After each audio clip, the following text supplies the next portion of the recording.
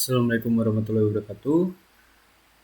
Kami dari kelompok 146 Praktikum Sistem Simulasi Komputer akan menjelaskan terkait proses pengerjaan dari modul modul 3 yaitu fencing.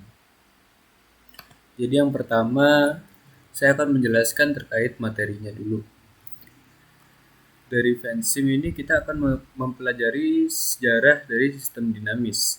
Sistem dinamis merupakan sebuah metodologi dan teknik pemodelan matematika untuk membingkai, memahami, dan mendiskusikan masalah yang kompleks. Kemudian untuk pemodelan sistem dinamis dapat diartikan sebagai suatu perwakilan atau abstraksi dari sebuah objek atau situasi aktual.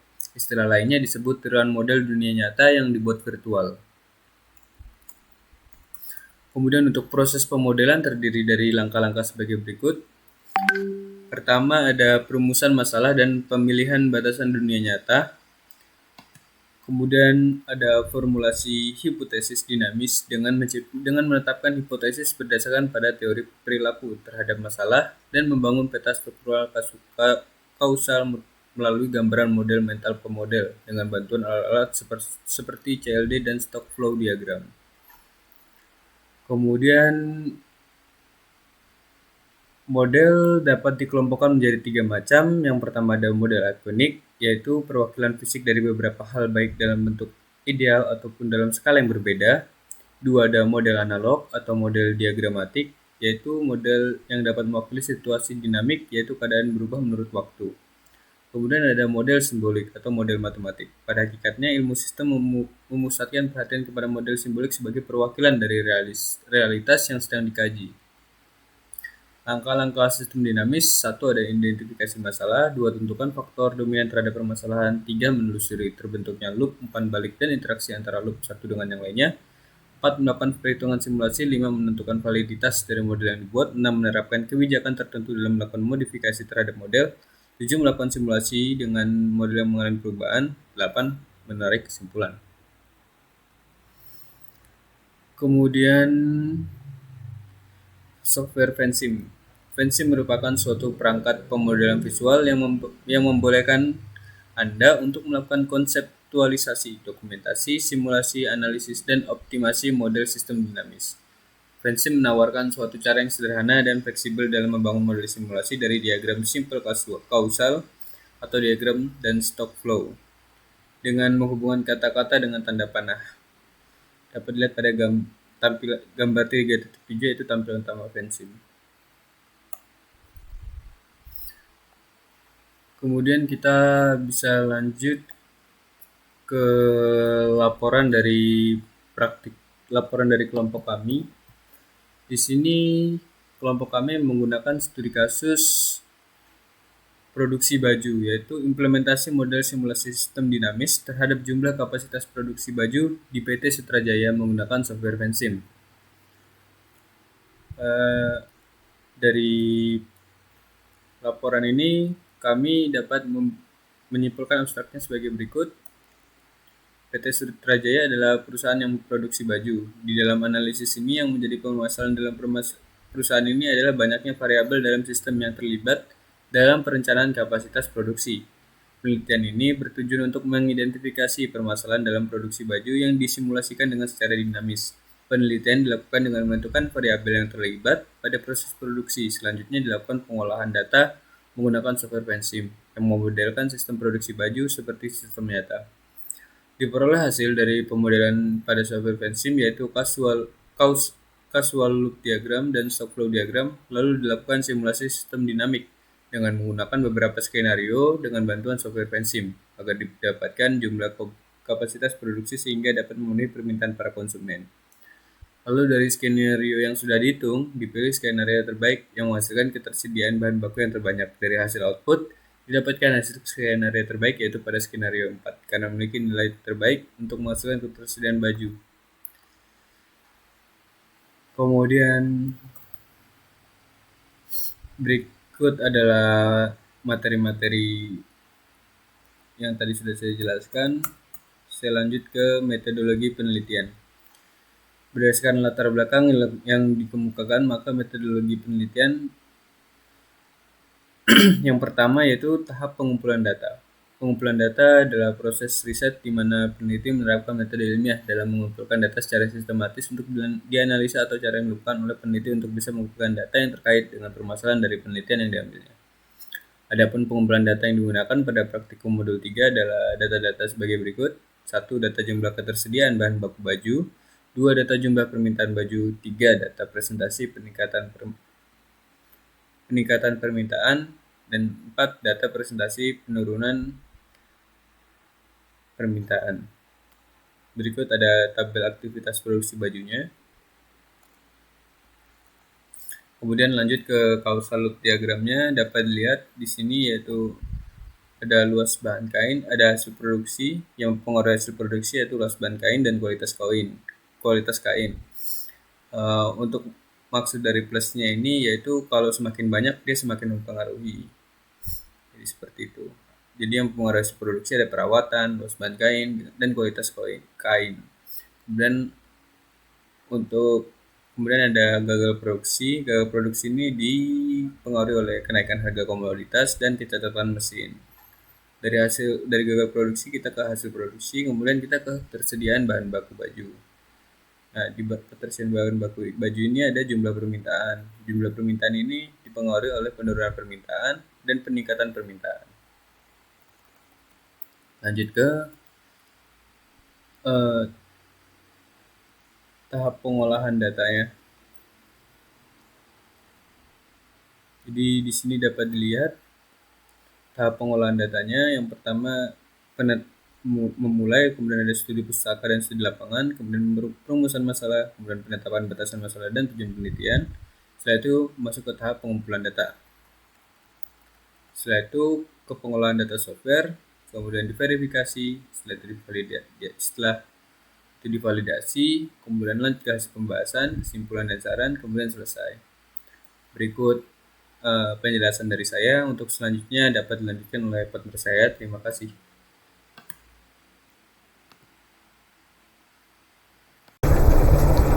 Baik, saya Yonas Krisnanda, NPM 2003-2010 157. Di sini saya akan melanjutkan penjelasan mengenai pemrograman softwarenya untuk Vensim sendiri. Langsung kita buka Vensim. Nah, sebelumnya kita lihat studi kasus. Ini merupakan contoh studi kasusnya. Tapi di sini kelompok kami menggunakan studi kasus produksi baju. Langsung dari tahun 2022 hingga 2027. Langsung masuk Vensim, kita klik file, klik new model. Nah, di sini initial time tadi 2022, untuk final time-nya tadi 2027, time step tetap 1, dan ini kita ganti month, kita akan pakai year, tahun. Langsung kita klik OK. Nah, langsung kita buat untuk diagramnya terlebih dahulu, yaitu variabel ini. Kita klik variabel, ada di sini presentase peningkatan. Di sini bisa kita sesuaikan studi kasus masing-masing untuk variabel-variabelnya. Ada presentase penurunan, kemudian ada kapasitas produksi,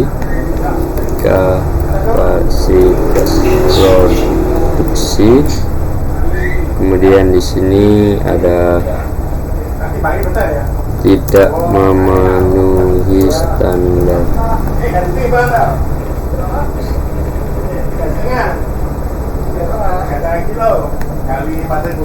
permintaan. Ini sesuai studi kasus masing-masing.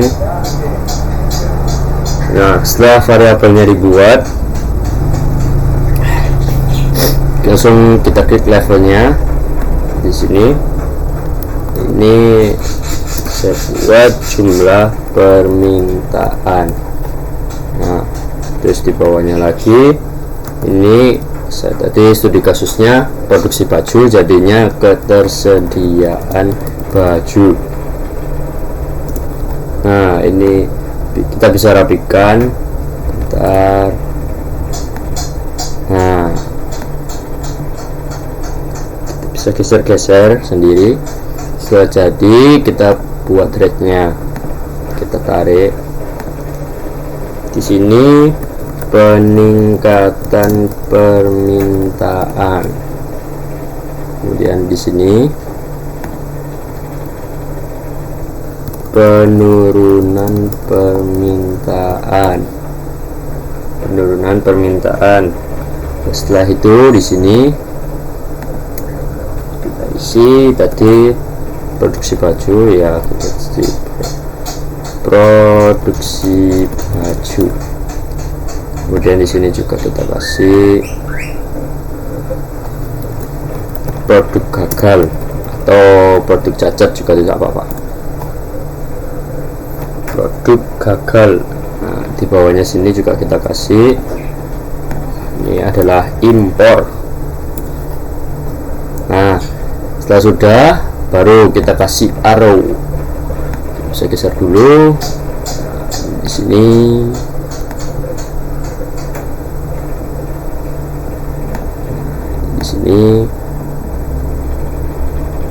bisa kita turunkan sedikit. Kita tarik. Ini juga turun, baru kita tarik ini ke sini. Nah, oh ya, ini juga jumlah permintaan ke ketersediaan baju. Setelah sudah kita buat ininya, kita baru isi equation untuk setiap variabelnya. Nah, untuk persentase peningkatan di sini unitnya persen.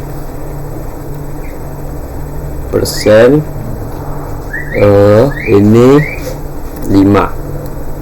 Untuk peningkatan persentase peningkatan 5. Kita isi 5. Ini juga sesuai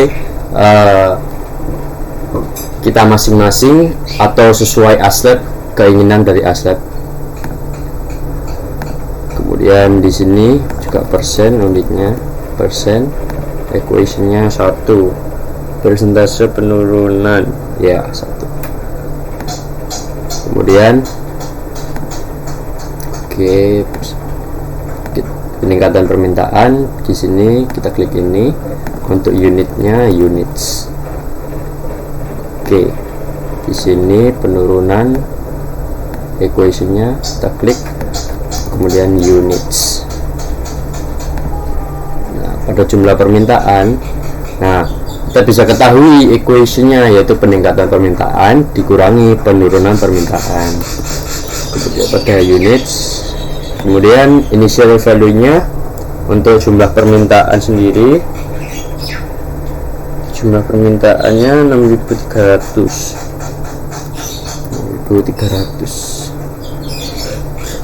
Oke. Setelah itu kapasitas produksi units, kapasitas produksi 7.500.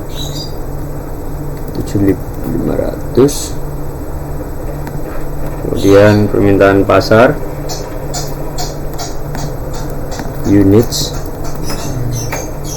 itu equationnya dari permintaan pasar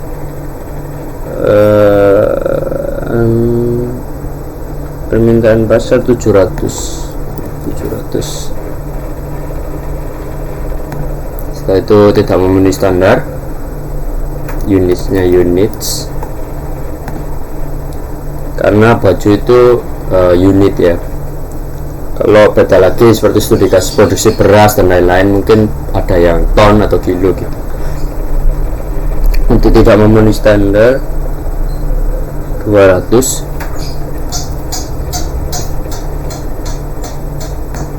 Nah, setelah itu kita cek lagi unitnya apa sudah terisi semua. Oke. Nah, masuk produksi baju, ini unit juga, unit semua. Nah, ini tinggal tinggal masukkan aja. Oke, impor biasanya kita ini units. Oke, gagal unitnya units, equationnya kita aja. Oke, sudah semua, tinggal ketersediaan baju. Nah, di sini ada sedikit yang kita rubah karena ada yang kurang. Ini produksi baju dikurangi jumlah permintaan ditambah produk gagal. Yang bisa kita lihat, impor ditambah produksi baju dikurangi jumlah permintaannya ditambah ini, tambah produk gagal. Unitsnya ini units. Setelah itu initial value nya dari ketersediaan baju. Ketersediaan bajunya 6.500.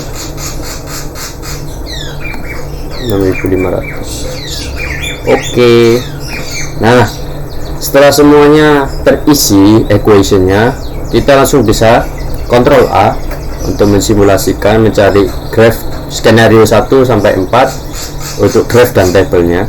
Kita klik simulate, yes. Nah, ini kita screenshot untuk buktinya dari validasi, dari verifikasi, kemudian yes. Setelah itu Ctrl A lagi, baru graph.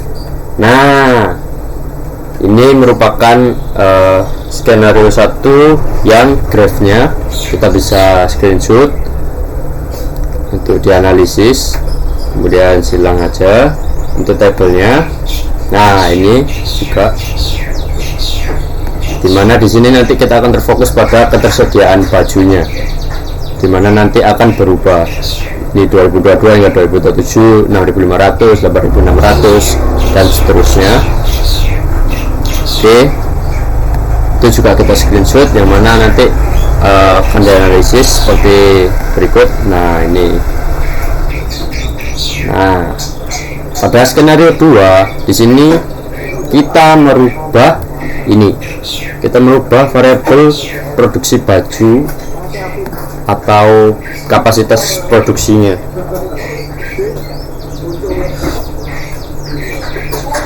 Jadi tinggal mengganti itu equation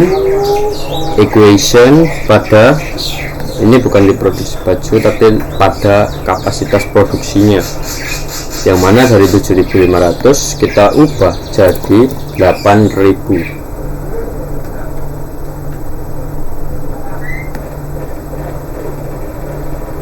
Baju. Nah, ya, tetap unit, hanya mengganti untuk variabelnya saja, equationnya saja. Dari 7.500 tadi menjadi 8.000. Langsung klik OK aja. Nah, kita Ctrl A, simulasikan, yes, Ctrl A lagi, graph. Nah, kita bisa lihat ini, kita screenshot untuk skenario 2 graphnya, nanti dianalisis, kemudian kita lihat tabelnya. Nah, terjadi perubahan pada ketersediaan bajunya dari yang tadi 6.500 yang pada 2023 nya menjadi 9.100, 11.696, 626 dan seterusnya. Screenshot, kita analisis seperti berikut, bisa lihat. Nah, seperti berikut. Kemudian lanjut pada skenario 3, di mana pada skenario 3 ini kita mengganti variabel impornya. Kita equation, di mana untuk variabel impor ini berasal dari permintaan pasar. Nah, di sini 700 kita mengganti menjadi 800. Nah, kita klik OK. Jadi tinggal mengganti gitu aja. Kita Ctrl A, simulasi, yes, Ctrl A lagi, baru graph. Nah, ini merupakan perubahannya pada graphnya. Kita screenshot, kita analisis, kita lihat pada tabelnya. Nah, terjadi perubahan lagi, yang mana pada ketersediaan bajunya terjadi peningkatan 6.500 tetap pada 2022. Nah, pada 2023 berubah menjadi 9.200, terus kemudian 11.896 dan seterusnya dari 2022 hingga 2007. Kita screenshot, analisis seperti pada, nah ini seperti ini, kita analisis. Nah, yang terakhir pada skenario 4, kita mengganti lagi yang tadi untuk variabel kapasitas produksi bajunya. Kita tinggal klik equation,